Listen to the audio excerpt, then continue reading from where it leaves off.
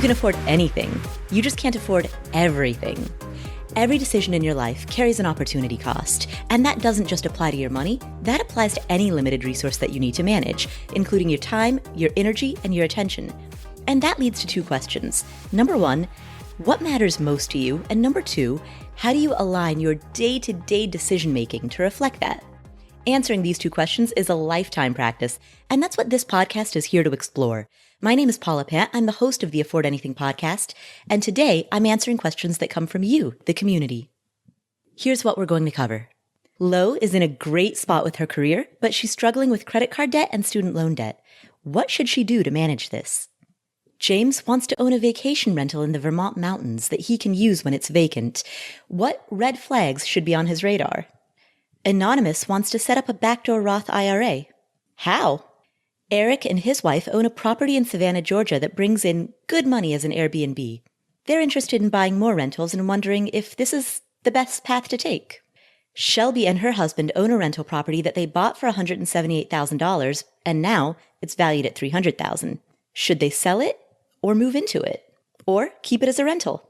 Finally, Ayesha is looking at buying a rental property that has a partial HUD claim on it. What kind of complications should she anticipate? We're going to answer all of these questions right now, starting with Lo. Hi, Paula. My name is Lo, and I'm just calling because I am making more than I've ever made. I went back to school, got a great job, great career, but with that, tons of student loan debt. It comes out to be $760 a month, with all the options being used, like refinancing the private loans, and then I have income-based repayment on the federal loans. My issue is that I have less than savings than I had before I went back to school and made all this money. And I also have more credit card debt than before I went back to school and made all this money. Right now I'm making about $80K a year. And I'm just wondering, should I put my loans on forbearance to help increase my savings? Because I know savings is really important, and pay down my credit cards. It's worth noting that my credit card debt came from an injury and not from, frivolous spending. So really all of it was accrued in about a 6-month time period, and it's going to take me probably as much time to pay off. I'd love your thoughts. Thank you so much. Lo, first of all, congratulations. I'm very happy to hear that you're making more money than you've ever made. It sounds as though you're really enjoying your new career. And the debt that you have, the situation that you're in, is temporary. You will, for the rest of your working life, have this great career with this great income, and you'll be out of debt soon. You're on a great path. So congratulations for everything that you've built. Now, you asked about forbearance, and before I answer your specific question, I first want to give a brief background on forbearance for the sake of everybody who's listening, because this is a topic that we've never actually talked about on this podcast before. Forbearance, for people who are wondering what that is an option to delay student loan payments in case you're temporarily unable to make your monthly payment. Now, while your student loans are in forbearance, those loans continue to accrue interest, and that interest compounds. It gets added to your balance when your loans switch out of forbearance and back into your payment plan. So the interest that you accrue during the forbearance period will get added back to your balance at the end of that period, which means that when you finish your forbearance period, your new balance will be higher than it was at the time that you started that forbearance period. So that's the big drawback to forbearance. You start forbearance, you have this reprieve temporarily, but then when you have to start paying your loans again, now your balance is higher and you'll start paying interest on the interest that accrued. And so because of that, forbearance should only be used if you're having a temporary problem and need a very short-term solution. For example, if you have an injury or if somebody in your family has a medical emergency and you need to take an unpaid leave of absence from work for 2 months or 3 months, that would be an example of a situation in which forbearance would be a reasonable option. Now, federal student loans allow you to use up to 12 months of forbearance at a time and a lifetime total of 3 years. Private student loans, on the other hand, each company will have a different policy and different offerings. Some companies might not offer forbearance at all, and other companies will offer short-term windows like 3 months. With private student loans, since each lender is a private entity, there is no standardization as to whether or not it's offered and if it is, what the maximum window is. Low, in your case, if you wanted to put your federal student loans in forbearance, you are well within that window because you mentioned that it's going to take you about 6 months to pay off your credit card debt. And given that you can put your loans into forbearance for up to 12 months at a time, you're well under that threshold. Now, Lo, before I talk further about your specific situation, I want to make one other clarifying point, because here's a point that often gets confused. In the world of federal student loans, the concept of deferment is different than the concept of forbearance. Now, Lo, I know that deferment is not an option for you, but I'd like to explain the distinction between the two for the sake of the entire Afford Anything community that's listening, because there are other listeners who might want to explore deferment as an option. So the other way to delay federal student loans is through a process that's called deferment. And you can do this with subsidized federal loans or a Perkins loan. Now, unlike forbearance, if you put your loans in deferment, interest does not accrue during that time. Deferment is a much more attractive option, but again, you can only defer subsidized federal loans or Perkins loans. If you have private student loans and the private student loan company talks about deferment, they're misusing the word. They're really talking about forbearance. There is no deferment in the world of private student loans. Okay, so with all of that background established, Lo, here are my specific thoughts about your situation. Now, first of all, you mentioned that you're an income-based repayment. That's great. I'm glad that you're set up in that structure. The first step that I'd like you to take is to call your credit card company and ask if they will allow you to lower the interest rate on the balance that you're carrying. When you call them, here's essentially the script that you're going to use. Call your credit card company and say, "Hi there, may I please be transferred to the customer retention department?" And once you're talking to a representative from customer retention, what you want to say is, "Hi there. As you can see, I've been a card member since such and such year. I've consistently been making on-time payments. And I was wondering if you could lower the APY on my current balance. I've been looking at offers from other credit cards that would allow me to do a balance transfer and that would offer me a lower APY. But before switching to a different provider, I would first like to check with you to see if you might be able to lower the APY." So call your credit card company, say that. You might get sent up the chain of command a couple of times. But if customer retention has the authority to be able to either lower your APY or provide some other incentive, then they'll let you know what that offer is. And you may be immediately able to lower the interest that you're paying or enjoy some other incentive. Like, for example, the last time that I did this with one of my credit cards, I don't have a balance, but I have credit cards that have annual fees, rewards cards with annual fees. So I make a regular annual routine of calling them up and asking for some type of a waiver of the annual fee or comparable promo. And so sometimes they'll give me a promo in the form of, say, an account credit, like a $50 or $100 credit towards my account every month for the next 3 months or 4 months. Oftentimes, these companies will have certain promos like that in order to retain their customers. So call them, see what they can offer you.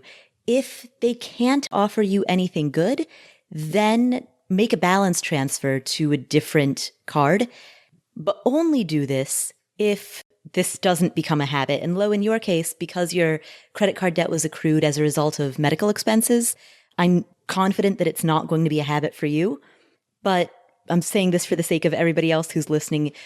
You don't want to get into the headspace or the game of just constantly playing the balance transfer game, in which you're passing the debt around like a hot potato, but not actually chipping away at it or making any progress. Lo, I know that's not going to be an issue for you. That's why I'm confident that you can handle the balance transfer. Now, when you make a balance transfer to a different card, here's what you're going to look for. Number one, you want to look for a card with no annual fee, or if it does have one, you want a card with a reasonable annual fee. Number two, you want a card with no balance transfer fee. Now, a balance transfer fee is what you pay. It's a fee that you pay when you move a balance from one card to another. And these fees are often about 3% to 5%, somewhere in that range. But there are cards that waive balance transfer fees, at least for a limited period of time. So you want a card with no balance transfer fee, ideally either no or a low annual fee, and the longest 0% APR out there. Those are the three qualities that you're looking for. Now, if you go to affordanything.com/balance transfer, that's where we have a link to a carefully managed list that's updated daily based on new offers, sign-up bonuses, rewards, fee structure changes. This list is managed by our partner Card Ratings, and they have people on staff who continually update this list. So it's a dynamic list. At the very top of the page, they write the date when the list was last updated. And usually it's that same day. So that's where you'll see the most up-to-date offers, bonuses, promos, rewards, specifically related to balance transfer cards. So again, that's affordanything.com/balance transfer. And that is an affiliate link, which means there's no cost to you, but they'll pay us for any signups that we send their way. Now, again, I want to emphasize that, Lo, while I think that you're a good candidate for this, for everybody else who's listening, if you have credit card debt that's accrued as a result of poor spending decisions, I do not think that making a balance transfer is a good idea for if that's the situation that you're in.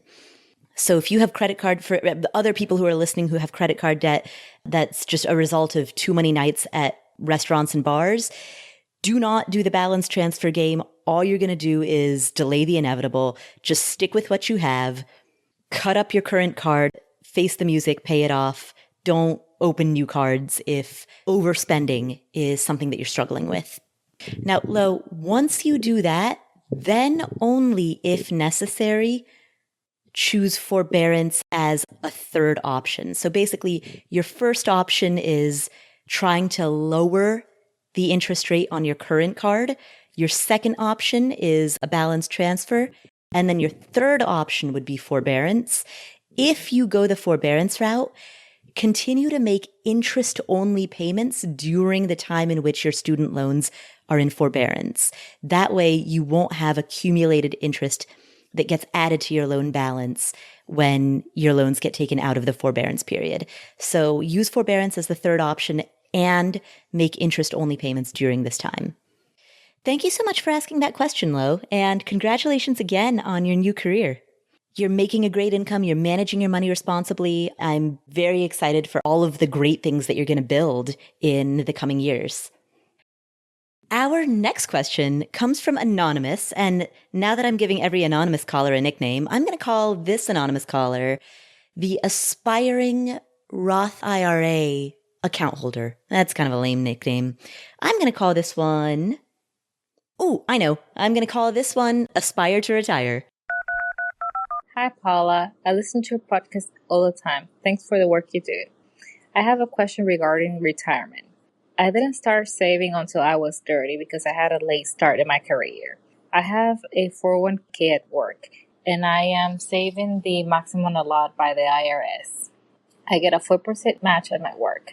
I currently have around $24,000 saved into my 401k. I would like to start an IRA to save more for retirement, but I would like to do a Roth IRA to have different tax treatments. My current earnings exceed the limit for a Roth IRA. Can you talk about a backdoor Roth IRA, please? Thank you. Hey, Aspire to Retire. First of all, I'm glad that you're saving for retirement now. Don't worry about the fact that you didn't start until you were 30. 30 is still young. My parents didn't even come to this country until they were 35 and didn't even start saving for retirement until they were in their early 40s. So you've got plenty of time on your side. And you're paying attention. You've got a 401k. You want to fund a backdoor Roth IRA. So you're doing great. Your question was, how do you fund a backdoor Roth IRA? Well, the good news is the process is fairly simple. So step one, you're going to open a traditional IRA account. You can do this at an institution like Vanguard or Fidelity. Personally, mine is at Schwab. I love Vanguard, Fidelity, and Schwab those three are all referred to as the big three discount brokerages. So you can't go wrong with any of them. I have accounts at both Vanguard and Schwab. My traditional IRA and my backdoor Roth IRA are both at Schwab. Over there, they refer to a traditional IRA by the name contributory IRA. So if you hear the name contributory IRA, they're talking about a traditional IRA account. So step one, open a traditional IRA. Step 2, open a Roth IRA. And for the sake of simplicity, keep it at the same institution. Step 3, make a contribution to your traditional IRA, which again is sometimes also referred to as a contributory IRA. Now, you can set up this contribution either in the form of making automatic contributions from each paycheck or automatic contributions from your checking account, or if you prefer, and if you have the room in your budget to do so, for the sake of simplicity, you can make this contribution as one giant lump sum payment. So step 3 is to make a contribution into that traditional IRA. Then step 4 is to transfer the money from your traditional IRA into your Roth IRA. I am old-fashioned and I like to actually call Schwab's customer service and say, "Hi there, I need to process a backdoor Roth conversion." That's how I do it, but that's absolutely not necessary. You can also just do it online. So when you transfer the money, you will be processing a conversion, a backdoor Roth conversion, by moving the money from your traditional IRA to your backdoor Roth IRA. There is no IRS requirement around the length of time that your money has to remain in your traditional IRA prior to when you convert it to your Roth IRA. Personally, I like to let it sit for 24 to 48 hours just so there's a clear record of at least 24 to 48 hours of that money being in the traditional account, which is where it's required to start. That's technically not a requirement. So there are people who choose to put the money in their traditional IRA and then 5 minutes later move it to the Roth. But for me, it helps me sleep a little bit easier at night to let it season for a day or two. So that's step 4. And then step 5 is at tax time, you're going to fill out IRS form 8606. And that's the form that indicates that you have made what's called a non-deductible contribution into your traditional IRA. So just to quickly recap once again, step 1, open a traditional IRA. Step 2, open a Roth IRA.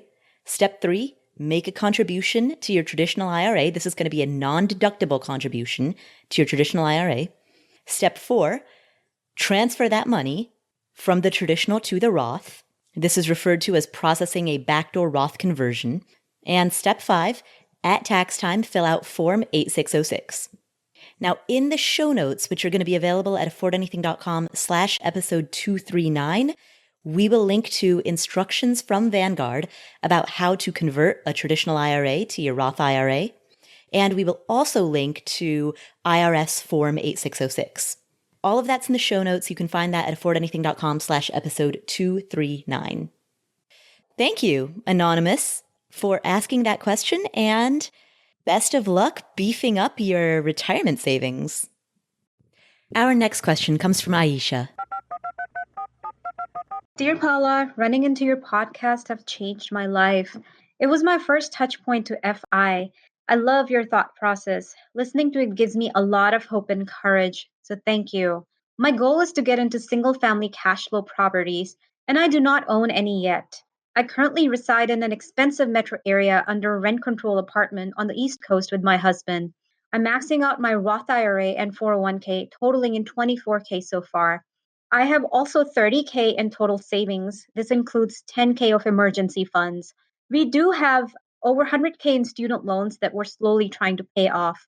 I have run my situation through a couple of people in local real estate meetups, but haven't found a sound advice yet. I'm really hoping you can share a bit of your wisdom in my scenario. I have extended family living in Gwinnett County, Georgia, who owns a single family home. It is a 3-bed, 2-bath with a bonus 4th room. Due to health reasons, financial constraints, this family can no longer maintain this house and is in the process of selling or transferring. A bit of background on this mortgage history. The house was originally sold to this owner in 2003 for 153k. The house went into pre-foreclosure back in 2013 and was refinanced from a bank to an FHA loan for 100k as a starting principal. In doing so, there's partial HUD claim on it for 32k, which as far as I understand was removed from the principal to lower the monthly payments during this refinance FHA loan process. And if this house is sold, from my understanding, this 32k would need to be paid to HUD. The house currently has 85K left on its FHA loan and it has 4.75% interest rate. After repair value of this house is close to 200K and rent for similar houses in the same zip code is going from 1200 to 1600 a month. My question is, what are the best options on the table for me here? Can this property be transferred as is under my name? Or should I buy it via a traditional process as non-owner occupied investment property? Or should I just let it go and let this family just sell this house as they're downsizing? Please know that I do not reside in Georgia, so this would be an out-of-state rental property for me if I were to move forward. Please help as I trust your insights. Thank you so much, Paula. First of all, thank you so much. I'm glad you're enjoying the show, and I love your goal of getting into single-family cash-flowing rental properties. So let's talk about this deal that's on the table. Now, as a quick background on HUD claims, you are correct. A partial HUD claim is an interest-free loan that comes from HUD to get caught up on the overdue payments. So the loan does not need to be repaid until that first mortgage is paid off or until the borrower no longer owns the property. So you're absolutely correct in that if this property were to be sold, that $32,000 partial HUD claim would become due immediately because now that property is being transferred to you. That's another way of saying that if this house were to get transferred to you, the minimum amount that the sellers would need would be $85,000 in order to repay the FHA loan, plus $32,000 in order to repay the partial HUD claim, which means they would need a minimum of $117,000, not including closing costs. And so my first question to you with regard to whether or not you should buy this property is, what would be your purchase price? How much are the current owners willing to sell this property to you for? Do they simply want you to pay off the remaining loans and liens, which comes to $117,000 plus closing costs? Or would they want more than that? So what would be, for you, what would be the purchase price of the home? If you can pick this home up for 117 plus closing, so we'll say somewhere between 120 to 125,000, yeah, then that sounds like a great deal. You'll buy a property for $120,000 and it rents for somewhere between $1,200 to $1,600 per month. And Gwinnett County, Georgia is one of my favorite counties. It's stable, it's got great jobs, it's fast growing. Now, obviously, all real estate is local and it is unwise to make a blanket statement about an entire county because every property is contextualized to the neighborhood that it's in, to the street that it's on. But I mean, if comparable properties are going for between $1,200 to $1,600 and you're picking this thing up for 117 plus closing, the numbers at first blush look right. Now, I do have a second question for you. You mentioned that the ARV, the after repair value, is about $200,000. My question is, first, what is the range of estimates for renovation costs? So how much is it going to cost you to renovate the property in order to get it up to that ARV? Second, how long would those renovations take? Third, do you have a budget for those renovations? 4, how urgent are those renovations? And 5, when you talk about rent for comparable properties in the area being between $1,200 to $1,600, I'm assuming that what you mean is in its current condition. Because the property in its current condition is clearly habitable. There are people who are living there right now. So it's not as though this is a dilapidated property that needs a certificate of occupancy. My assumption, given that people are living there right now, your family's living there right now, is that you can, as soon as you buy it, immediately turn it around, rent it out, rent it for a number of years, collect and accumulate cash flow during those years, and then maybe 3, 4, 5 years down the road, once you have a budget for renovations, if you chose to, you could then renovate it, make it nicer, bring it up to that $200,000 ARV, if that makes sense at the time. Then my final question related to those renovations would be, is it even worth renovating it with regard to, if you plan on holding it as a cash flow rental property, would the cost of those renovations justify the increased rent that you might receive? If you were to do a $30,000 renovation on the property, would it raise the rental value of that property by more than $300 a month? those questions, the questions related to renovating and boosting the equity of the property, I mean, those can come later because property value is only relevant at 3 points in time: when you buy, when you sell, and when you refinance. Other than that, value is noise. It's theoretical. It's like watching your retirement account balance as it goes up and down through the volatility of the stock market. It's all paper losses or paper gains until the moment it's realized. And in real estate, that realization happens only at 3 points in time: buy, sell, refi. The rest is variance. The rest is noise. So don't get too hung up on valuation. Buy the property, put a renter in there immediately, start collecting cash flow, and then a few years down the road, you can decide whether or not renovating makes sense in the context of increasing the rent, or increasing the occupancy and lowering the vacancy, or investing upfront in CapEx so that you can lower your ongoing repair and maintenance costs, right? In the context of all of those examples that I just cited are examples of how to improve the cap rate on a property, but the improvement of the cap rate can come later after you first buy and rent out. Now, in part, the reason that I'm telling you this, in part, the reason that I'm encouraging you to delay renovations, A, it's because it's obviously not necessary for a person in order to get that first tenant in the door. And B, you mentioned you have $30,000 in cash, $10,000 of which is an emergency fund. Now, I don't know what your current monthly spending is, but if you go into this investment, then right off the bat, the first thing that I would tell you is to keep a bigger emergency fund, because you want both a personal emergency fund as well as a property-related emergency fund. So you'll want enough money in your emergency fund to be able to cover between 3 to 6 months minimum of your personal expenses, and also to be able to cover 6 months of property-related expenses. And so after you fortify your emergency fund, it doesn't strike me that you currently have a renovation budget yet. That's why I encourage you to rent it out in its current condition for a few years while you wait for the cash flow from the property to accumulate. Now, the final thing that I'll say is that if you do decide to move forward with this purchase, hire a real estate attorney who can perform a title search and who can look for other liens and encumbrances on the property. You want to make sure, for example, that there's no mechanics lien on the property, that there's no other type of lien on the property that you're not yet aware of. You'll also want to buy title insurance, and don't cut any of the corners when it comes to paperwork. Saving $400 here or $600 there is not worth cutting the corners when it comes to making sure all of the paperwork is done correctly and that you have a good real estate attorney on your side who is guiding you through every step of the purchase process. But it does sound, assuming that you can rent it out in its current condition immediately, it does sound like a great opportunity, because it sounds as though, number one, you'll get instant equity from the purchase. Number two, you have the ability to later down the road force appreciation through renovations. And number three, you have the ability to get a good cap rate both now and later. So congrats on the opportunity. And if you do decide to move forward with it, congratulations on your first cash flowing single family rental. Our next question comes from Eric.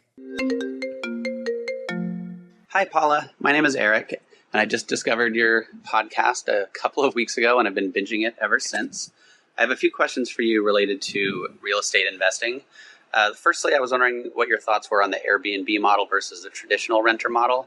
My wife and I own a house in Savannah, Georgia, that we rent out as an Airbnb, and it does much better than it ever did as a traditional rental.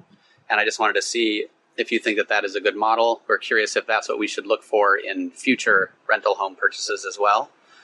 We also wanted to know how the 6-month emergency fund should work with an Airbnb model. Do we just base the 6 months on what the traditional market rent would be for that house were it on the traditional rental market? And lastly, you've talked about figuring out a way to determine your net profits would be essentially 50% of the gross, if I'm remembering that correctly. And once you've saved up a 6-month or more emergency fund and you get all of your gross rents, if you're considering 50% of those to be profit, what do you actually do with the money?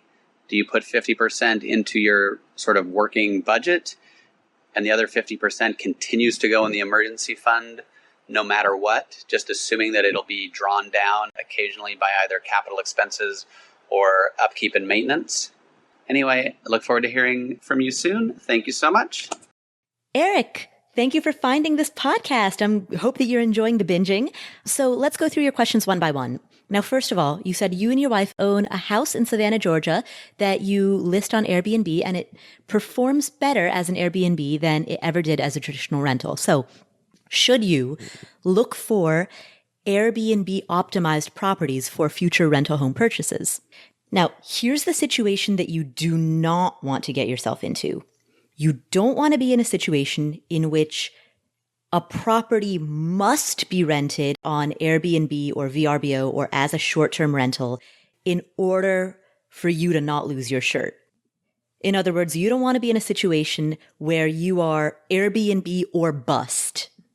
Because if that happens, then all it's going to take is for one aggressive city council to just decide that they're not going to allow Airbnbs in that city, or that they're going to impose licensing restrictions that are either prohibitively expensive or incredibly limited, perhaps dispersed through a lottery or dispersed through a first come, first served system in which you're already, by the time you hear about it, like number 8,000 on the waiting list and you're not realistically ever going to get that license. You know, there are a lot of municipalities that have imposed these restrictions on Airbnbs and short-term rentals, and you don't want to be in a situation in which you've signed a mortgage, you own a property, and then all of a sudden, city council yanks the rug out from under you and your entire business collapses. So make sure that for any property you buy, you have the option of renting it out as a 12-month lease. You have the option of renting it out on a long-term lease, and you'll be okay. You don't have to be happy with it. That doesn't have to be the optimal situation, but you should at least be able to live with that scenario. So here's a real life example of what I'm talking about and how this went awry. I live in a condominium building in Las Vegas, Nevada. At the time in which I bought my condo unit, the sales office for that building actively promoted the fact that the homeowners association was happy to have Airbnbs and short-term rentals in this building. So the sales office, it was developer owned, it was builder owned at the time, majority builder owned, and the sales office actively sold units to Airbnb investors. They pursued Airbnb investors and promoted that there are no restrictions on it. Well, over the course of a few years, a combination of Airbnb investors and owner-occupants moved into the building. And as you can imagine, the owner-occupants were not happy about the fact that half the building felt like a hotel. So a portion of the owners turned into owner activists and started aggressively lobbying both the HOA of the building as well as the city council, because the building's located in the city of Las Vegas. So they started aggressively lobbying both the HOA and the city to have more restrictions on Airbnb and short-term rental guests, as well as to enforce the laws that were already in place, because there were already certain laws that were on the books that were not being enforced. Right. So you had half the owners doing that. You had the other half of the owners, however, the people who bought these units as Airbnb investments, who were freaking out because the units just don't make any sense as a long-term rental. And if they couldn't Airbnb it, then they'd be bleeding cash every month. And so then in my building where I lived, you had these two just warring factions, half of whom were saying we bought this as an investment and the other half of whom were saying this is our home. And ultimately what happened is that city council passed a law that in a high-rise condominium building, you could have up to 1 unit per floor that's used as a short-term rental. And that license would be given first come, first served. And that would be strictly enforced. And so when that happened, all of the other unit owners in the building who were holding these units as Airbnbs, they all simultaneously dumped their units on the market at once. And so the market got flooded with this saturation of like supply of condo units from the same building that were all coming up for sale at the same time, which of course, when supply spikes and demand stays constant, what happens? Prices drop. And that depressed the valuations of all of the units in the building. And it was especially painful for the people who bought these units as investments, because not only did they bleed money in the form of holding costs during the time that all of this controversy was happening, but then they sold the unit for way less than they thought they'd be able to get for it because of the fact that every other investor also flooded the market at exactly the same time. So don't get yourself in that situation. Make sure that if short-term renting is not an option, you can still rent it out to a tenant for 12 months and you'll be fine. And as long as you have that plan B backup strategy in place, then you're all right. Okay, now to the second part of your question. You said that you also want to know how the 6-month emergency fund works with an Airbnb model. Should you base the 6-month figure? Your question was, should you base the 6-month figure on traditional market rent? Here's the answer. The guiding principle around thinking about the emergency fund or the cash reserve that you have for a property is if the unit were completely vacant for 3 months, you want to make sure that you have enough money to cover all of your expenses during that 3-month period. And so if you, in a traditional 12-month rental, if you take 6 months of gross rent with the assumption that 50% of gross rent goes towards operating expenses, then that means that 6 months of gross rent equals 3 months of operating expenses. Now remember that operating expenses does not include debt servicing, and we're going to talk more about that a little later. But in a 12-month rental, you want to make sure that your emergency fund is large enough that you can cover a PITI mortgage, if you have one, as well as all of the operating expenses, such as repairs, maintenance, CapEx, property management fees, because there are many property managers who will charge a monthly fee even when the unit is vacant. So you want to make sure that you have enough money set aside that you can cover all of those costs for a full 3 months, assuming that your place is completely vacant for 3 months. Now, how does that change when you have a short-term rental like an Airbnb? Well, your operating expenses are going to be higher because you, as the owner, pay for more operating costs. You pay for the electric, the gas, the water and sewer, you pay for internet, you pay for lawn care. These are all things that a tenant might cover in a 12-month rental, in a long-term rental. But when it's an Airbnb, you're paying for the utilities, the internet, the lawn care. You're also, in a short-term rental, you're also paying for cleaning services during every turnover, as well as consumables like toilet paper, dish soap, sponges. Although, of course, under this assumption, if the place were vacant for 3 months, that wouldn't apply. So you can set that aside. So Eric, what I would encourage you to do is calculate all of your expenses over the course of 3 months and make sure that if this place were to be completely vacant for that period of time, you'd be able to pay every single bill associated with it. Now, finally, that leads us to your final question, which is, once your emergency fund is fully funded, what do you do with the leftover profits? And within the course of asking that question, you mentioned the 50% rule. So first, I want to clarify, for the sake of everyone who's listening, that, again, that 50% rule, which is the assumption that half of your income goes towards operating expenses. Remember, operating expenses include property taxes and homeowners insurance, but do not include the principal and interest portion of your mortgage. So a mortgage has 4 components: principal, interest, taxes, insurance. The principal and interest portion specifically is not included under the umbrella of operating expenses. And the reason for that is because when we analyze any property, we want to look at the asset itself absent of financing. So we do not want to conflate the attractiveness of the underlying asset with the attractiveness of the financing arrangement that we use in order to enter into the investment. So if we assume about 50% of gross rent goes towards operating costs, another portion of it is going to go towards the principal and interest segment of your mortgage payment, assuming you have a mortgage on the property. And then whatever is left over is your cash flow. Remember, cash flow is distinct from profit. Profit is a slightly ambiguous word because you've got your net operating income, which is the income that remains after you've paid for operating expenses. And from that net operating income, you pay P&I.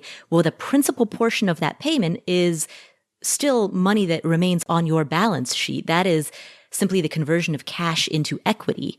So the principal portion of the money that remains from your net operating income is part of how you build wealth through real estate, because you are building wealth through principal paydown.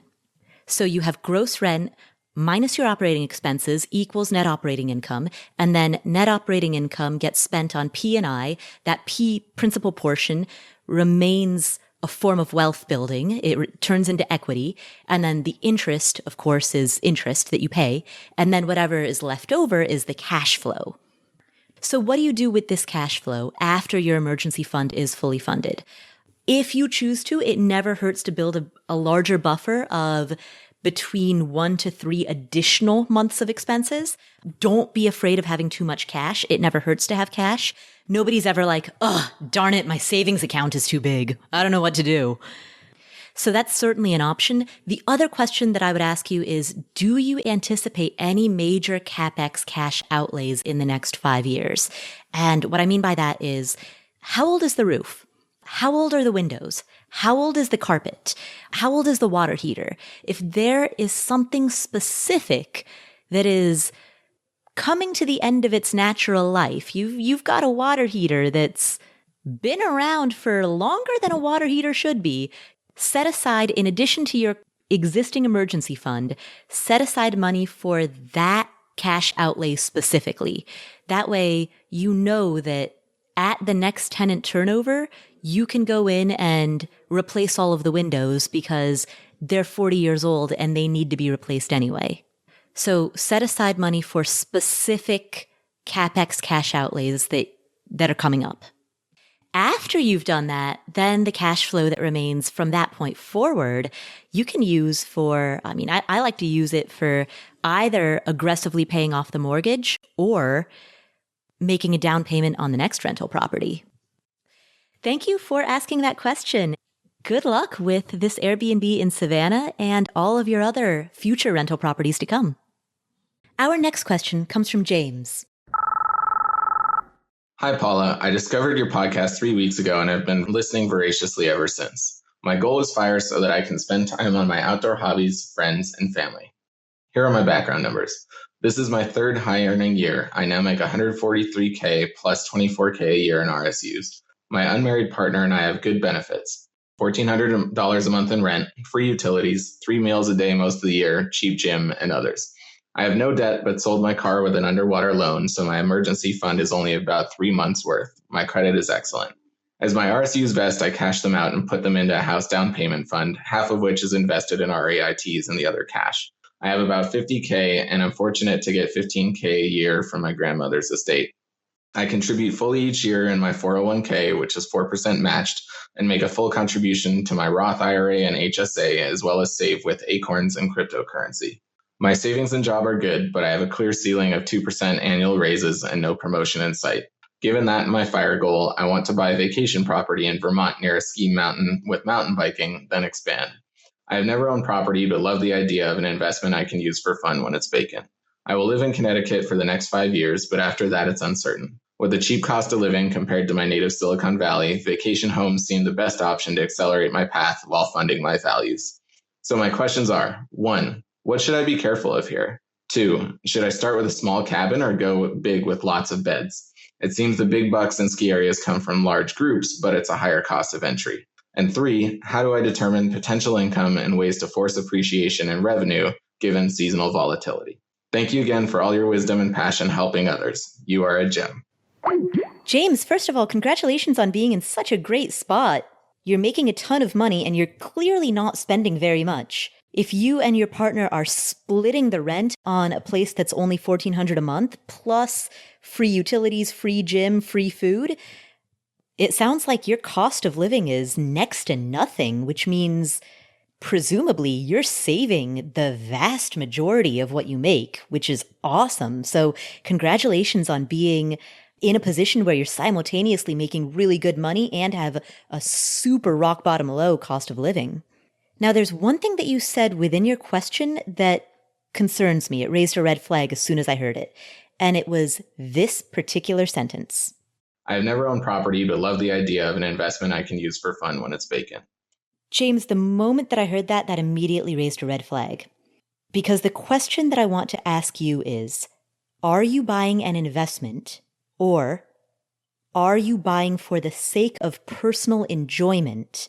Perhaps you want to buy something for the sake of personal enjoyment and then offset some of the cost of that through rentals. That's fine. But there's a huge distinction between purchasing an investment and purchasing something for the purpose of personal consumption. An investment is optimized for returns, whereas the choice of a ski cabin in Vermont is optimized for you just like it. Think of it this way. Money, by definition, is interchangeable. Any $10 bill can be changed for any other $10 bill. And regardless of which $10 bill you're holding, each one at the same moment in time is valued equally. Property, by definition, is unique. A single-family home at 123 Main Street is not equal to a single-family home at 742 Evergreen Terrace. Unlike a $10 bill, you cannot trade one house for another unless you liquidate the houses and turn them into cash. The process of real estate investing is the process of converting something that is by definition unique, which is property, into something that is by definition interchangeable, which is money. In order to make this conversion, to do it purely as an investor, you must approach the unique asset with an interchangeable lens, meaning that true investing is property agnostic. Now, when I say property agnostic, what I mean is that if you assume a comparison of two or more properties that feature a similar condition, similar age, and similar risk-reward profile, with similar price-to-rent ratios, similar cap rates, if you have a comparison of two or more properties that in every dimension of risk and reward meter out to be the same, then you have no preference between one or the other because you are truly investing, which means you are making a spreadsheet-based, math-based decision. In the context, of course, in the context of your risk profile and your risk tolerance.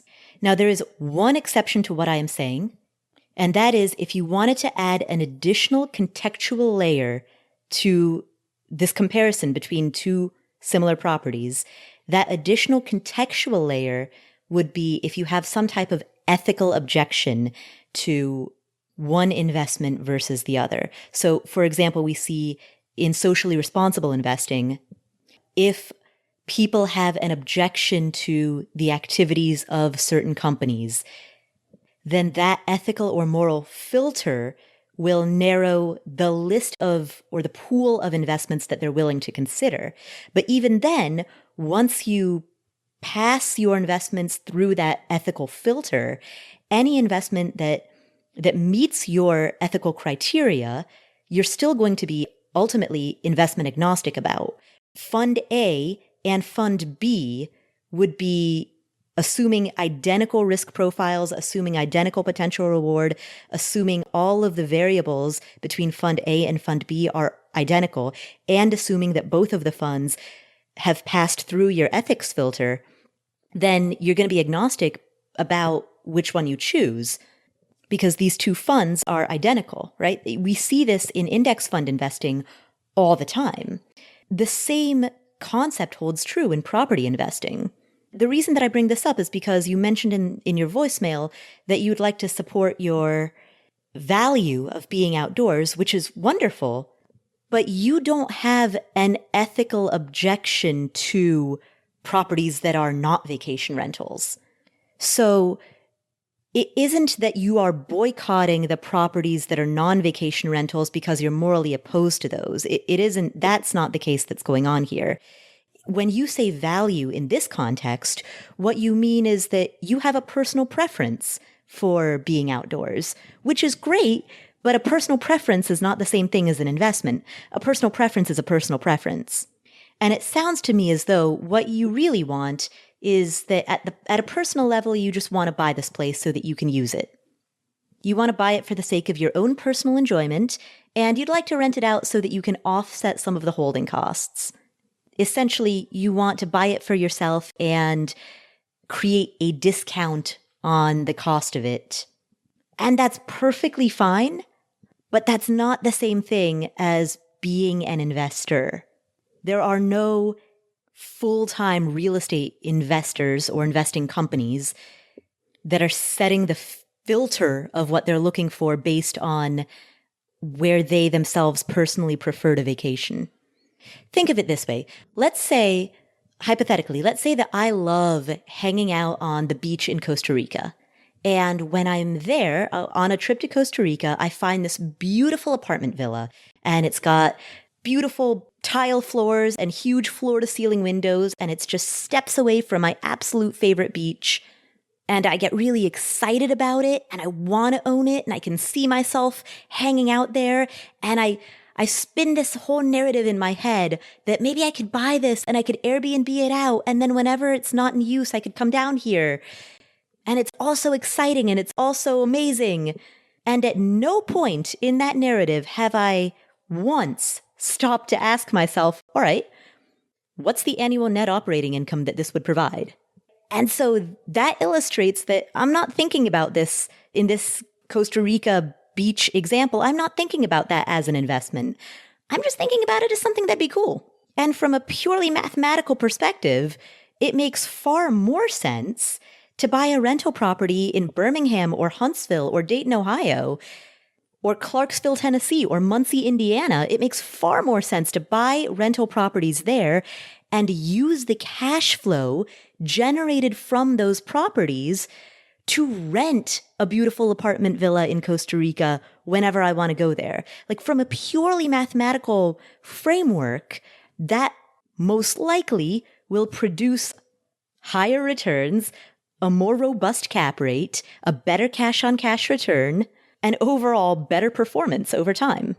And on the surface, these two situations might seem the same. Like, in both examples, I own a piece of property that gets rented out. But in example A, I'm owning a piece of property in Costa Rica that I rent out, and the returns that I receive are suboptimal because the decision to buy that property was not made by virtue of doing a rigorous analysis. Whereas in the second example, I have done a rigorous analysis, and my goal is the best investment, and then I use the cash flow from those investments. So even though on the surface the actions seem the same, in both examples I buy a piece of property and rent them out, there's a massive difference in the types of returns relative to the risk profile that I would expect to be able to receive from each one. Now, that being said, I know I sound like I'm discouraging you from buying this. I'm actually not.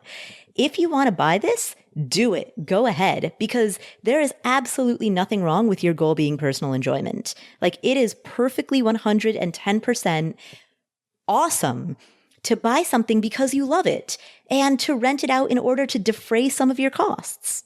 But you got to call a spade a spade. It's just not an investment. And that's fine. Not everything has to be an investment, but just make sure that you're going into it with your eyes open.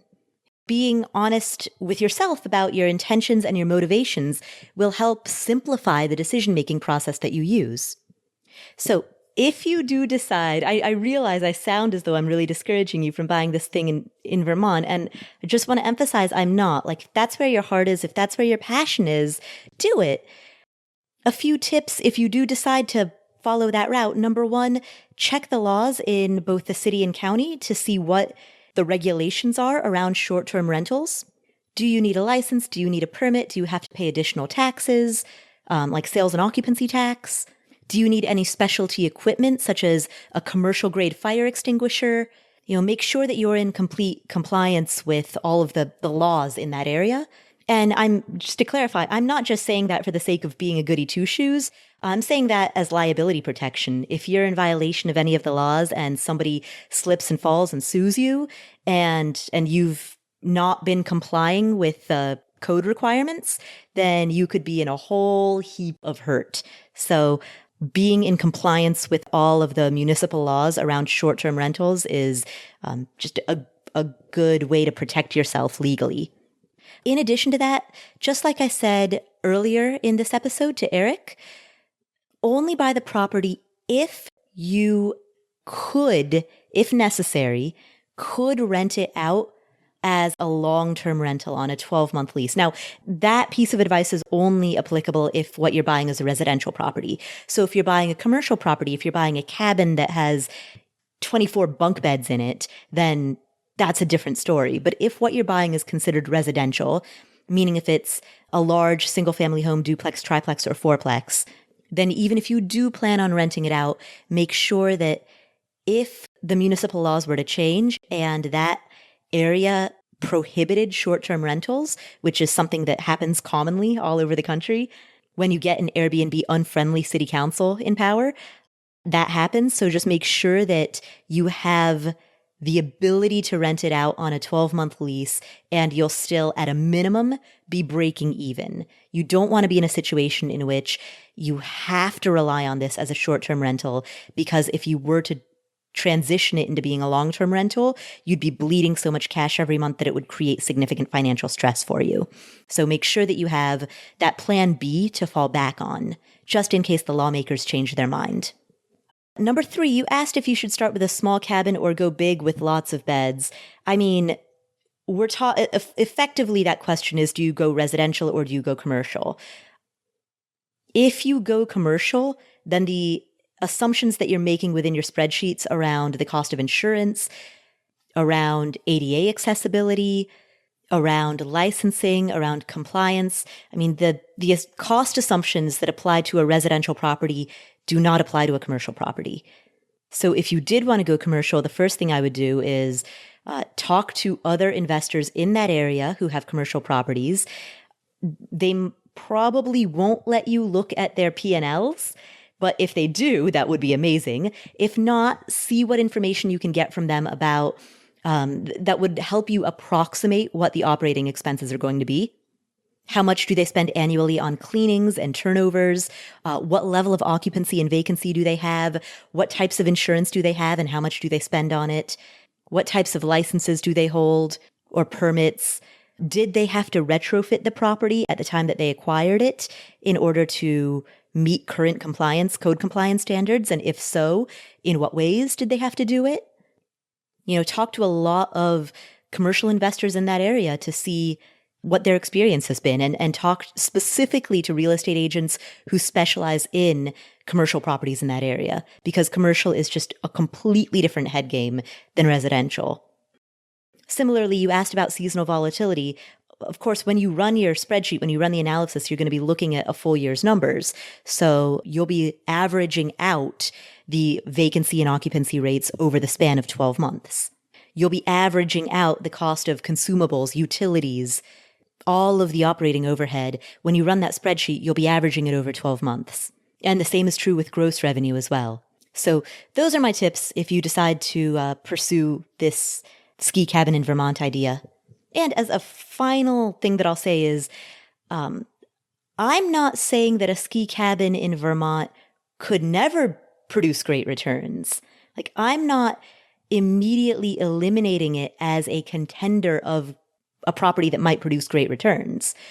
There is a non-zero chance that you might run an analysis of 250 different properties, and it turns out that buying a rental near your favorite ski mountain in Vermont happens to also be the choice that produces the best returns, right? That could happen, but balance of probability states that you are likely to get better returns elsewhere.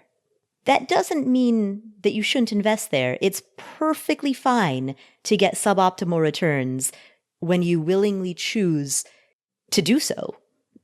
Just be clear about your motivations.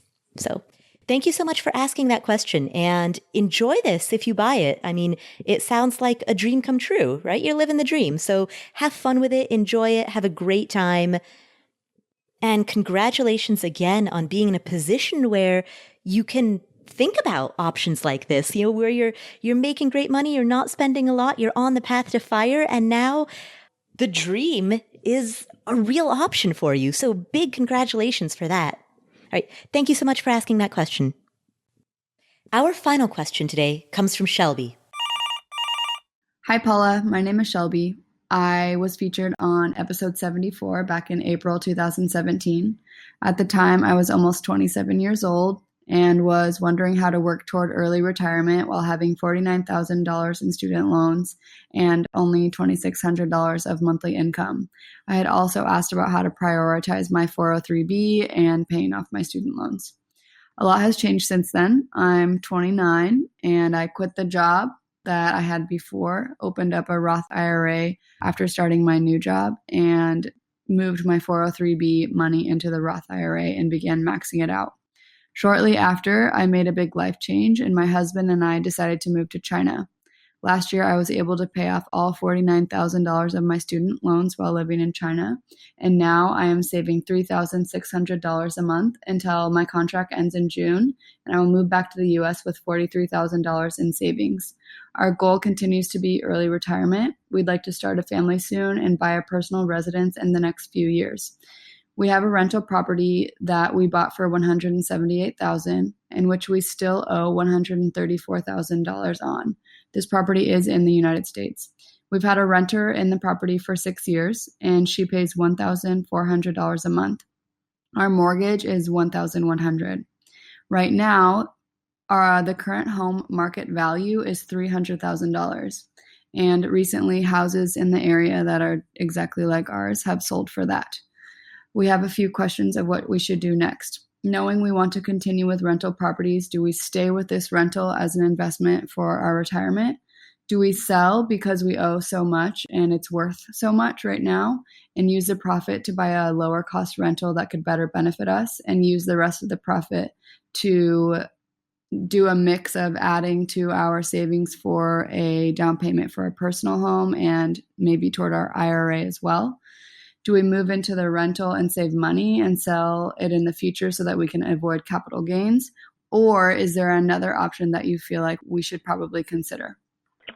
Shelbi, thank you for calling back. Thank you for being a long-term listener for at least 2 years, if not more. And congratulations on all of the major progress that you've made. I remember that call. I remember grappling with that question that you asked. How do you pay off $46,000 in student loans when you only make $2,600 a month? So the fact that you've overcome that, you've made some huge changes in your life, you're living in China, you've paid off your student loans, like the huge financial improvements that you've made in the last 2 years and career improvements, they're amazing. So big congratulations to you for everything that you've done. Let's talk about this rental property. You purchased it for $178 and you owe $134 on it. But it's worth $300,000, which means you have a significant amount of equity. You have ballpark about $166,000 worth of equity in this home, not counting closing costs and transaction fees.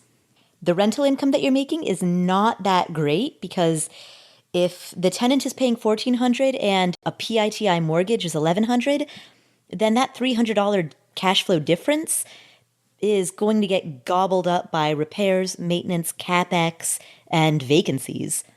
Now, of course, the amount that those line items are going to cost depends on the age and condition of the property. And the fact that you've had a long-term tenant in there and you haven't had to deal with any vacancies yet, that helps significantly as well. But in the long term, given the fact that the mortgage payment is so close to what the rent is, in the long term, this is not a great rental property. This is a property where, for as long as you hold that mortgage on it, you will most likely break even at best, assuming that you can't raise the rent, assuming that the rental rate stays relatively similar to what it is. I mean, and as the years go by, rent will increase at the rate of inflation while your fixed rate mortgage stays the same, or at least the P&I portion of your fixed rate mortgage stays the same. The property taxes and insurance do keep going up. So in that regard, the longer you hold the property, gradually over time, the more you'll make. But given that that delta is so small to begin with, This is not an optimal rental. This is not a rental that I would, if you didn't yet hold it, I would not encourage you to buy it. But the question of should I hold something that I already have is different than the question of should I buy something, because in real estate, transaction costs are quite hefty. And so the first question that I would ask you with regard to whether you should hold this property or sell it is, financials aside, how much do you like or dislike this property? And what I mean by that is, as landlords, how easy and comfortable is this property? Is it in a nice neighborhood that has stable long-term tenants? And I know that this particular tenant that you have has stayed for a long time, but is that the type of thing that you can reasonably expect, or is that a lucky anomaly? And is the property newer construction or very recently renovated? If it's an older property, is it in great condition with minimal repairs needed? Because if we're talking about a property that's in excellent condition, located in a nice neighborhood with stable long-term tenants, then this might be the bond allocation of your portfolio. This might be the property that's easy. And so you keep it even though the returns are lower, because the risk is lower, the hassle is lower, the risk of major repairs or major capex is lower, the ongoing maintenance required is lower, the risk of vacancy is lower. So similar to a bond, this might be the portion of your portfolio that gives you some type of fixed income payment, or at least an analog to that, with minimal volatility. And if that's the approach that you want to take with this property, then that's perfectly fine. And one of your questions, in addition to whether or not you should hold on to this rental, you also asked, should we sell it because it's worth so much and we owe so much? Now, it is true that you could be making better use of the capital, but you always have the option of refinancing against this property through either a HELOC, a home equity line of credit, or through a cash out refinance. You could borrow on either a HELOC or a cash out refi, borrow against the equity, and then use that money to buy a second rental property. And perhaps the second rental property you buy might be an older property, perhaps a distressed sale, perhaps it's a foreclosure that you pick up, something that needs renovations, something that holds higher risk, but subsequently also holds the potential for significantly higher rewards.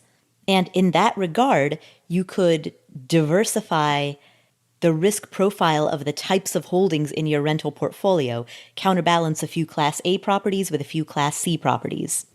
But if you like this property, don't sell it just because you think that you can make higher returns elsewhere. Yes, you can, but those higher returns also carry higher risk. And if you like the property, then there's nothing wrong with having a stable income-producing investment. Essentially, don't sell something that you like and don't hold on to something that you dislike. Now, there was one part of your question in which you said, maybe if we did sell it, we could use part of the profit to buy a lower cost rental, and then maybe we could also use a portion of it to add to our down payment savings to our personal home, and maybe also to fund our IRAs, or maybe we should move into it. Like, you're floating so many options right now that what I'm hearing is that you don't have a strategy or a vision. So to paraphrase Joe Saul-Sehy, who is on this podcast with me about once a month or so, he always says, start with the end in mind. I guess I'm not paraphrasing him, I'm quoting him. Start with the end in mind. When you have this many options that you're considering, what you want to start with is, what's the ultimate vision? How many total rentals do you want to hold? And what type of risk profile do you want your portfolio of rentals to have with regards to the types of neighborhoods, the age of the property, the condition of the property? How do you want to construct or asset allocate that rental portfolio? What ideal cap rate are you looking for among your Class A, B, and C holdings? What type of ideal cash flow, whether it's cash flow per door or total cash flow of the entire portfolio once the whole thing is constructed? What ideal cash flow are you aiming for? Joe always says start with the end in mind. So what for you would be the ideal end result? What's the vision? Because lower cost rentals, sure, they've got potentially higher returns, but as I've talked about, they also have higher risks. So do you want that or not? There's no right answer. It's like equity investing. Large cap index funds have a different risk profile than a frontier markets index fund. So do you want to asset allocate into a frontier markets index fund? There's no right or wrong answer to that. It's whether or not that's part of your overall investing strategy. And that's the main thing that I'm hearing from your question is I'm hearing a lack of a cohesive strategy. Because once you've got that strategy, once you've got that vision, because then you have that North Star against which all questions can be compared. Your North Star is, here's what we're aiming for. Does this particular option that's in front of us fit with that, yes or no? One of the ideas that you floated, you said, hey, should we move into the rental so that we can sell it in the future and avoid capital gains tax? From a purely strategic perspective, yeah, that sounds great. If you decide to sell and you're willing and able to live there for 2 years first, definitely do that because you'll save a bundle. And sure, technically you could defer capital gains taxes with a 1031 exchange, but that 1031 comes with its own set of headaches. And if you want to hear more about that, for more about 1031 exchanges, you can hear about that on episode 235. You can find that at affordanything.com/episode 235. That conversation about 1031 exchanges starts at the 43-minute and 50-second timestamp. So episode 235, starting at the 43-minute, 50-second timestamp to learn more about 1031 exchanges. But to your question of should we move into this property before we sell it, I mean, if I were to answer that at face value, yes, from a tax perspective, that makes sense. From a financial perspective, that makes sense. But again, it strikes me that you haven't yet answered the question of should we hold on to the property or sell it? And before you've asked and answered that set of questions, you've also gone one step down the rabbit hole to if we sell, should we live there first? We're not at that stage of discussion yet. In fact, we're not really even at the discussion stage of should we sell or hold, because the discussion stage that has to happen before we can even get to that is what are we ultimately trying to create here? How many rental properties do we want to own? What type of properties do we want to own? What ideal returns do we want? What ideal level of risk or workload or hassle do we want? What type of portfolio are we trying to construct? So that's the initial question. And once you've answered that, then at that point, I think you'll know whether to sell or hold this property because you'll know whether or not this property fits into your overall investing vision. So thank you for asking that question, Shelbi, and thank you again for being a longtime listener, and congratulations on everything that you've achieved in the last 2 years. That's our show for today. If you are interested in learning more about real estate, head to affordanything.com/VIP list. We have an email series that we send out with all kinds of information about real estate investing.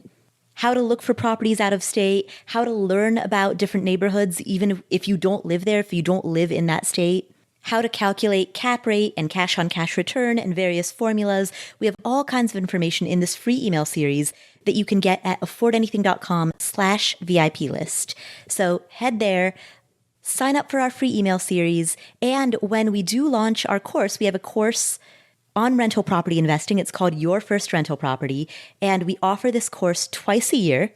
We run a spring semester and a fall semester. So if you are on the VIP list, then you will be the first to hear when we are ready to announce the dates of our spring semester. So again, you can get information on all of that at affordanything.com/VIP list. That's affordanything.com/VIP list. Thank you so much for tuning in. My name is Paula Pant. This is the Afford Anything podcast. If you enjoyed today's episode, please share it with a friend or a family member. That's the single best way to spread the message of financial independence and personal finance. Make sure that you hit subscribe in whatever app you're using to listen to this podcast. Coming up next week, we have an interview with David Stein. He talks about 10 questions that you should ask yourself before entering into any investment. So that's coming up next week. Make sure that you're subscribed to this podcast so that you don't miss that interview or any of our other awesome interviews that are coming up. Thank you so much for tuning in. Again, if you want more information about real estate, head to affordanything.com/VIP list to grab that free email series. I want to say a quick thank you to our sponsors, Radius Bank, Billy, Policy Genius, and ZipRecruiter. And a big thanks to you for being part of this community. Have an excellent, productive, and profitable week, and I will catch you next week.